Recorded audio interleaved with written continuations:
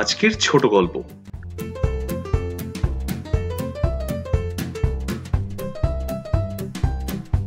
ঘুঘুচাঁদ বাবু তার মেয়ে বুলটির সাথে বাড়ির সামনে বসে আছেন। এমন সময় সেখানে বুলটির বয়ফ্রেন্ড কেলটু হাজির।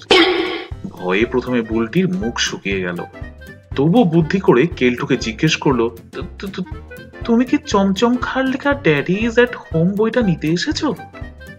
না, আমি কুমকুম কুমারীর লেখা where should I wait for you বইটা নিতে এসেছি। সরি, এই বইটা আমার কাছে নেই। তবে তুমি ওই কুমার কার্তিকের লেখা আন্ডার দ্য ম্যাঙ্গো ট্রি বইটা দেখতে পারো। ঠিক আছে, তবে তুমি কলেজ যাওয়ার সময় retail management guide call you in 5 মিনিটসটা আনতে ভুলো না। আমি কলেজ যাওয়ার সময় তোমার জন্য অচেতন ভগতের লেখা I wouldn't let you down বইটাও নিয়ে আসবো। Okay, by.